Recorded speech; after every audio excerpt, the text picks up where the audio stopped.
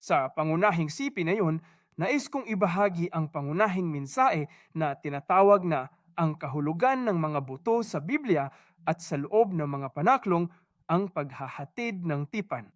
Kaya ang kahulugan ng mga buto sa Biblia, simula nang magkasala ang tao, nakalimutan na natin ang ating pakikipagtagpo sa Diyos. Ang biyayang ating natanggap, ang mga karanasang ating natanggap habang sumasamba. Sa lahat ng biyayang natanggap natin, nakalimutan na natin ang mga yun at kailangan din nating makabawi. Sa pamamagitan ng pagkaalala sa mga araw ng unang panahon at pagsasaalang-alang sa mga taon ng lahat ng salinlahi, kapag nakalimtan natin ang lahat ng mga pagpapala at biyaya, yan ang unang hakbang sa pagpasok sa taglagas. Ngunit kapag naalala natin ang pangako ng Diyos at pinanghahawakan ito, lahat ng mga bagay na nawala sa atin, maari tayong makabawi. Kaya kailangan nating tunay na tandaan ang salitang ibinigay sa atin ng Diyos mula pa sa simula. Nung nandito ang senior pastor kasama natin at binigyan niya tayo ng salita, kailangan nating tandaan ang lahat ng yan. At bukod pa rito, kailangan nating balikan at alalahanin ang mga araw ng unang panahon, simula nang mangyari ang Hardin ng Eden at ang kasaysayan ng pagtubos hanggang ngayon. Nakita mo no, nakalimtan na ng mga tao ang kanilang mga pakikipagtagpo sa Diyos, lahat ng bihaya. At kahit pagkatapos ng baha, nang hatulan ng Diyos ang mundo, ang makadiyos na linya ay nagsimulang humiwalay sa Diyos.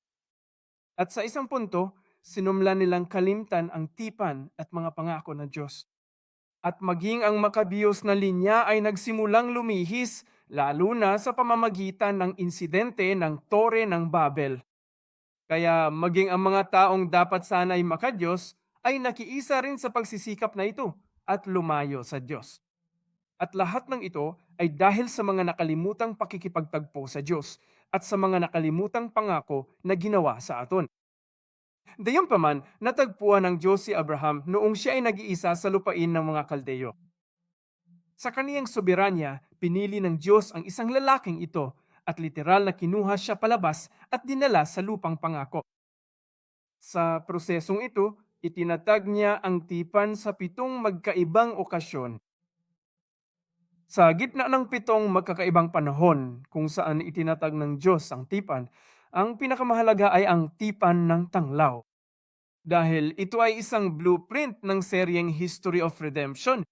Ang kasaysayan ng pagtubos mula sa simula hanggang sa wakas ay nagpapakita ng pagbawi ng Diyos sa lupain, sa mga tao at sa soberanya ng Diyos na tahasang sa pamamagitan ng tipan ng tanglaw. Kaya naman, habang pinag-aaralan natin ang katuparan ng tipan ng tanglaw, ipinapakita nito sa atin kung paano tayo kailangang maging mga supling ni Abraham sa huling panahon upang maging mga tagatupad ng tipan ng tanglaw sa mga huling panahon. Kaya sa pamamagitan ng mga buto ni Jose, nakikita natin na ang tipan na ginawa ng Diyos kay Abraham at lahat ng mga pangako ay ganap na natupad noong panahong iyon. Kung saan ipinangako ng Diyos na sila ibabalik sa ikaupat na henerasyon. At natupad iyon sa pamamagitan ng buto. At kaya mayroong isang malaking misteryo dito. Mayroong dakilang kahulugan sa likod ng mga butong ito na nais ng Diyos na maunawaan natin. Kaya, sa pamamagitan ng mensahe ngayon, nais nating maunawa ang kahulugan, ang biblikal na kahulugan ng mga buto. At kung ano ang ibig sabihin nito sa mga tuntunin ng paghatid ng pananampalatayang tipan. Kaya una sa lahat, susuriin natin ang kahulugan ng mga buto ayon sa Biblia. Kaya susuriin natin ayon sa Biblia kung ano ang ibig sabihin ng mga buto sa Biblia. Una sa lahat, sa Hebreyo, ang salitang buto o mga buto ay etsem. Etsem ay ito ay nangangahulugan ng esensya o realidad at katawan. Kaya ang etsem ay nangangahulugang esensya, parang kakanyahan ng isang tao, ang kanilang tunay na realidad at ang kanilang katawan. At ang salitang ito, mga buto, ay unang nabanggit, gaya ng alam mo, saan ito nabanggit? Sa Hardin ng Eden, ang lalaki at babae ay naging isa. At kinuha ng Diyos kay Adan ang tadyang sa tagiliran at hinubog niya ito bilang isang babae. At sila ay nagkaroon ng isang relasyon. At sinabi ni Adan, Ito ang buto ng aking mga buto at ang laman ng aking laman. Kaya sa Genesis Kabanata 2, talata 23 hanggang 24, ang lalaki ay nagtapat. Ito ngayong ay buto ng aking mga buto at lamang ng aking lamang. Tatawagan siyang babae dahil kinuha siya mula sa lalaki. At sa 24, versikulo 24, napakahalaga nito. Dahil dito, iiwan ng lalaki ang kanyang ama at ina at makikisama sa kanyang asawa at sila'y magiging isang laman. Kaya't ang babae at ang lalaki ay magiging isang laman. Sila ay nagiging isa. At ito ay ginagawa sa pamamagitan ng tipan. Kaya ito ay isang tipa ng relasyon na pinag-uusapan sa Biblia. Kaya halimbawa, kapag tayo ay kinasal, tayo ay nagiging isa. Mulit, iyon ay nangyayari sa pamamagian ng pangako sa kasal at mga panata na ating ginagawa. Maaring naalala ng ilan sa inyo na mga may asawa ang mga panata at pangakong ginawa ninyo nung araw ng inyong kasal. Nangangako ko mamahalin ko ang aking asawa. Nangangako kong mamahalin ang aking asawa, mayaman man o mahirap. Anuman ang sitwasyon, mamahalin ko ang aking asawa. Ginawa natin ang mga pangakong iyon, ngunit kung minsan ay nakakalimutan natin ang mga pangakong iyon. At kapag nagtalo tayo, maaari itong magdulot ng malaking problema at hindi natin malulutas ang mga bagay na iyon. At mayroon pang paghihiwanay. Kaya ang lalaki at babae ay pumapasok sa tipang ito, isang pagsasama, kapwa sa espiritual at pisikal. Sinasabi sa atin ni Apostol Pablo ng ugnayang ito sa pagitan ng isang lalaki at isang babae ay talagang isang misteryo. At ipinapakita nila ang ugnayan sa pagitan ni Kristo at ng simbahan. Kaya isa talaga itong misteryo, isang malaking misteryo. Ang larawang ito ni na Adan at ang babae na nagiging isa ay tunay na si Kristo at ang simbahan na nagiging isa sa pamamagitan ng tipan. Sila'y pumapasok sa isang pagsasama pamamagitan ng salita ng Diyos. At iyan ang sinusubukang ipakita sa atin ng salitang buto. Ito ay isang tipan ng relasyon. Sinasabi sa Epeso 5:31-32, dahil dito, iwan ng lalaki ang kaniyang ama at ina at makikipisan sa kaniyang asawa. At ang dalawa ay magiging isang laman. At pagkatapos sa talata 32, at ang hiwagang ito ay dakila, ngunit ang tinutukoy ko ay si Kristo at ang iglesia. Kaya ang pangyayaring naganap sa Hardin ng Eden ay isa ng simbolismo o isang paglalarawan ng pagiging isa ni Kristo at ng simbahan sa pamamagitan ng tipan. Kaya ang mga buto ay tumutukoy sa salitang tipan na buto. At ang pagiging isa ng lalaki at babae ay nagpakita ng isang tipan at relasyon. Ito ay isang relasyon na pinasok nila. Gayon din, ang simbahan ay pumapasok sa isang tipan ng relasyon kay Kristo. Sa pamamagitan ng kanyang pangako at salita, matanggap natin ang pangako ng buhay na walang hanggan. Napakahalaga ang Hebreo 4:12 dahil ang salita ay aktibo at buhay. Tama ba? Buhay at aktibo. Matanas kaysa sa alinmang tabak na may dalawang talim, tumatago sa paghiwalay ng kaluluwa at espiritu at ng mga kasukasuan at utak sa puto, at may kakayang humuhusga sa mga puso at mga hangarin ng puso. Kaya't ang salitang ito ay tumatagos maging sa ating kaloob-looban, maging sa ating mga kasukasuan at ating mga utak sa buto. Kaya ang utak ng buto ang gumagawa ng dugo, at ito ang gumagawa ng mga selula para sa dugo. At iyon ay nagmumula sa mga buto. Kaya ang mga buto ay literal na lugar kung saan nalilikha ang dugo at lahat ng ating mga selula. Kaya ang salitang ito ng Diyos ay tumatagos maging sa ating mga buto at utak, maging sa ating kaloob-looban. At iyan ang ginagawa ng salita ng Diyos. Hinuhusgahan ito ang bawat kilos at iniisip laki. Sinasabi sa Jeremias 20, ngulit kung akin sabihin, hindi ko na siya aalaalahanan o magsasalita pa sa kanyang pangalan. Kaya't ito ay tungkol sa pagpapahayag ng salita. Eto si Jeremias, pagkatapos sa aking puso, ito'y nagiging parang nagliyab na apoy na nakukulong sa aking mga buto at ako'y pagod ng pigilan nito at hindi ko na matiis. Kaya naman ipinahayag ni Jeremias ang propeta na ang salita ng Diyos ay parang nagliliyab na apoy. Saan? Tumahimik sa loob ng kanyang mga buto. At pagod na siyang hawakan niyang. Hindi siya pwedeng tumayo lang na hindi gumagalaw. Hindi niya ito matiis hangga't hindi niya kailangan ipahayag ang salita ng Diyos. At ganito dapat tayo. Kailangan tumagos ng malalim sa atin ang salita ng Diyos na parang apoy na nakukulong sa ating mga buto, na kung hindi natin sasalitaan ang kanyang pangalan o ipahayag ang ebanghelyo, hindi natin ito matiis. Ang apoy lamang nito at ang sigasig ng Diyos ang nagliliyab sa loob natin. Iyan salita ng Diyos na aktibo at buhay sa ating mga puso, ating espiritu at ating kakanyahan. Kung natatandaan ninyo, sa Ezekiel Kabanata 37, ipinapakita ng Diyos ang kasaysayan ng Israel at sila ay naging masuwayan sa Diyos. Asya, nagbibigay ng pangitain ng mga butong ito sa lambak. At ang mga buto na nasa lambak ay tuyong-tuyong mga buto. Ibig sabihin ay wala na itong pag-asa para sa kanila. At sinabi ng Diyos, ito ang buong sambahayan ni Israel. Parang wala ng pag-asa. Ito ay sumisimbolo sa mga taong nasa pagkabihag. Nawala na sa kanilang bansa, pinalaya sila sa kanilang lupain at nabubuhay sila sa pagkaalipin. At sila'y parang mga tuyong uto. Kaya ang mga tuyong butong ito ay isang simbolismo ng tipan ng bayan ng Diyos.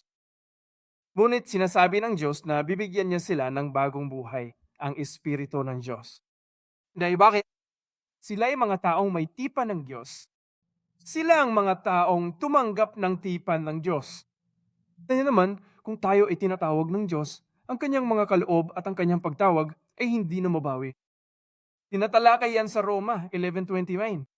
Now, kung tayo ay tinawag ng Diyos bilang kanyang mga bayang pinagtipanan, hindi niya tayo kailanman pinababayaan. Ang laking ginhawa naman. At kung hindi tayo susuko ng Diyos, hindi rin tayo dapat sumuko sa isa't isa. At kung minsan ay nanalangin tayo para sa ating mga anak, kung minsan naman ay nanalangin tayo para sa ating asawa o mga kabiyak, ipinagdadasal natin ang ating mga negosyo at tila wala ng pag-asa.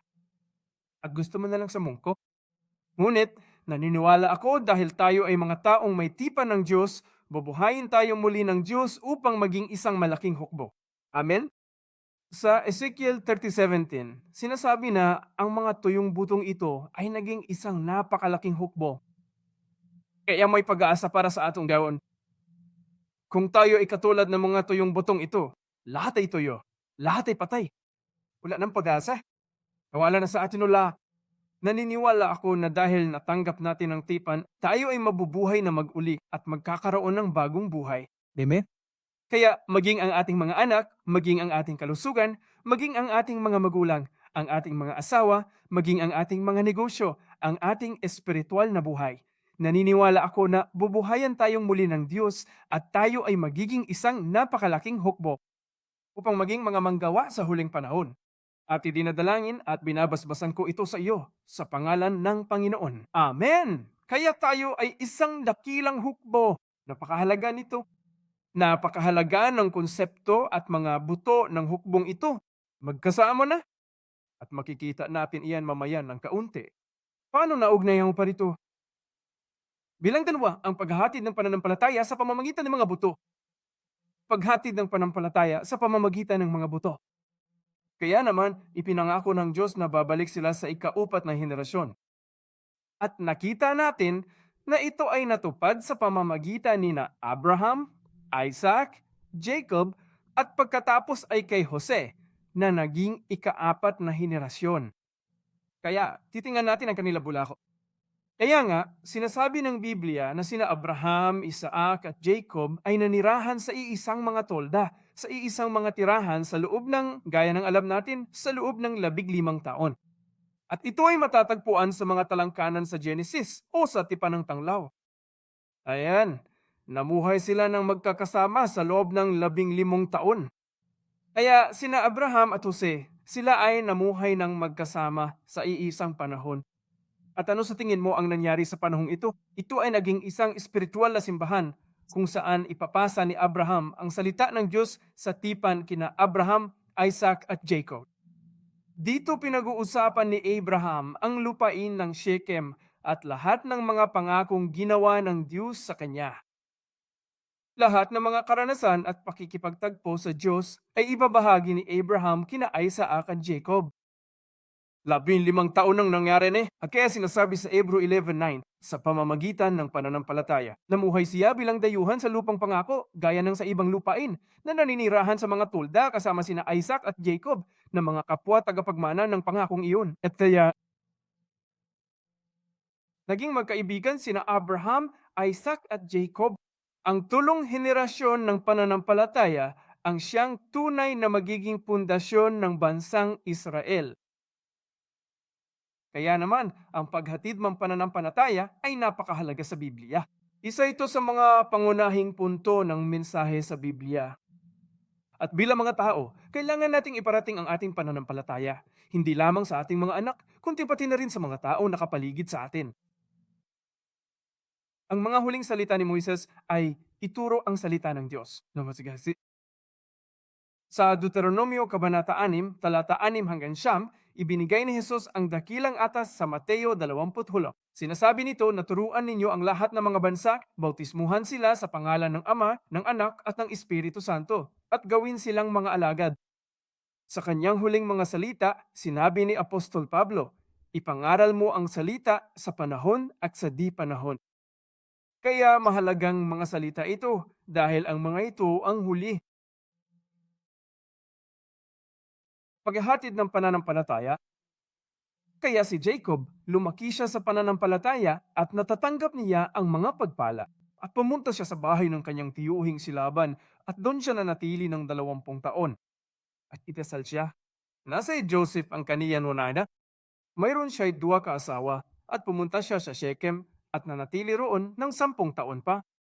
Kaya tumakas siya sa bahay sa edad ng 76 at gumugol ng 20 taon sa Shechem sa Haran, kung saan naroon ang kanyang tiyuhing si Laban. Pagkatapos, gumugol siya ng 10 taon sa Shechem. Ngayon ay 30 taon ang nakalipas at babalik na siya sa kanyang amang si Isa. At sa panahong iyon, si Joseph ay 19 taong gulang na. At kaya noong 1900 BC, nakita natin na sa wakas ay nakauwi na si Jacob. Pag-uwi. At saan nga ba nakatira sila Isaac? Si Isaac ay nakatira sa Abram. At dito matatagpuan ang yungib ng Macpela. Dito inilibing si Abraham kasama si Sarah. Doon inilibing si Sarah. At kaya alam natin na gaya ng sinasabi sa Genesis 35:27, at naparoon si Jacob kay Isaac na kanyang amang lalaki sa Mamre sa Kiriath Arba, na siyang Hebron, na siyang pinaglakbayan ni Abraham at ni Isaac. Kaya diri sa Hebron, naroon ang yungib ng Macpela. Genesis 25, talata 18, sinasabi sa atin ng Kabanata 8 at 9 na nang mamatay si Abraham, inilibing nila si Abraham sa kuweba ng Macpela. Kaya ang yungib na ito sa Macpela ay nasa Hebron, kung saan naroon si Isaac. At doon na babalik sa Laiko. Papaya? Kamangha-mangha, kung hindi mo ginawa ang mga kalkulasyon o kung hindi mo binasa ang mga libro, si Isaac noong panahong iyon ay 166 na taong gulang na. At si Jose, dahil siya ay 16 na taong gulang, nagkaroon ng pagpapasa ng pananampalataya sa loob ng 1 taon. At ito ay malinaw ka na pahanagah. Lulo ni Jose si Isaac, at malamang ay binanggit ni Isaac ang pananampalataya ni Abraham. Kay Jose at kay Jacob huli. At kaya ang pananampalataya ni Abraham, ang buhay na pananampalataya ni Abraham ay unang naipasa kay Isaac, at ipinasa ito ni Isaac kay Jacob, at ipinasa rin ito ni Jacob kay Jose, kahit na ito ay isang maikling panahon lamang. Ngunit ang 1 taon na iyon na kasama ni Jose ang kanyang lolo na si Isaac ay napakahalaga. At matututo sana siya tungkol sa buhay na pananampalataya, ang tipan na tinanggap ni Abraham. Kaya naman dadalhin sana sila ni Isaac sa tahanan ng kanyang among si Abraham. Doon nagpapahinga si Abraham. Kaya't ikukwento niya sa kanila ang mga lumang kwento, ang tipan ng pananampalataya, at ipapasa ang pananampalataya noong mga panahong iyon. At sasabihin niya sana, natutunan namin ang salita mula sa aking amang si Abraham, at mayroon kaming tipang ito, at kailangan naming paniwalaan ito. Kaya naman nagkaroon ng ganitong paghatid ng pananampalataya sa Hebron, kung saan naroon ang yungib ng Macpela. At kaya, Itinuturing ng Diyos ang mga na kay Kristo o ang mga may buhay na pananampalataya bilang mga buhay. Ipinakilala ng Diyos ang kanyang sarili kay Moises at sinabi, "Ako ang Diyos ni na Abraham, Isaac at Jacob." Kaya ang Diyos ay hindi Diyos ng mga patay, kundi ang Diyos ay Diyos ng mga buhay. Kaya't ang mga na kay Kristo ang siyang mga buhay. Kaya ang mga buto ay isang napakahalagang tema sa paghahatid ng pananampalataya. Pero nasaan si Joseph? Nung siya naghingalo, ginawa niya ang kanyang huling habilin, ang kanyang mga huling salita, na kunin ang kanyang mga buto at ilibing ang mga ito sa lupain ng Kanaan. Nakatala ito sa Hebreo 11:22. At ang Hebreo 11:22 ay ang kabanata ng panampalataya. At itinatala nito kasama ng maraming nagawa ni Jose ang mga huling salitang sinabi ni Jose tungkol sa kanyang mga buto, tungkol sa kanyang mga buto. Kaya naalala iyon ni Moises. Kaya sa Exodo 12:17 sinasabi, "Ipangingilin ninyo ang kapistahan ng tinapay na walang libadura, sapagkat sa araw na ito ay inilabas ko ang inyong mga hukbo mula sa lupain ng Egipto." Kaya nga, ipangingilin ninyo ang araw na ito sa buong panahon ng inyong mga lahi, bilang isang tuntunin magpakailanman. Ngayon ay titingnan natin ang talatang ito ng mas maingat. Kaya ang pananampalataya ni Jose ay naipasa kay Moises dahil sinasabi sa atin ng Biblia na kinuha ni Moises ang mga buto ni Jose. Tama ba? At siyempre, hindi niya ito binuhat o dinala ng mag-asa. Ngunit siya ang nauna sa pag-alala sa tipan at pagpabuhat sa mga tao ng mga buto ni Jose. Kaya kung titingnan mo ang Hebreyo, ang daloy ng pananampalataya, nagmumula ito kay Jose at pagkatapos ay lilipat ito kay Moises. At kaya ang pananampalatayang ito ay dumadaloy pababa at napupunta ito kay Moises. At kapag tingnan natin ang talatang ito at sinuri ito sa literal na teksto, sinasabi nito na kinuha sila ng Diyos na parang isang hukbo. Ang ibig sabihin nito ay parang isang hukbo. Inilabas niya mo ito. Sa mismong araw na ito, pinag-usapan dito ang Exodo. At binibigyan diin ng Diyos ang araw na ito. Kaya't inyong ipanginilin ang araw na ito sa mismong araw na ito. At binibigyan diin ng Diyos ang katotohanan nito. At ang mismong araw na ito sa Hebreyo ay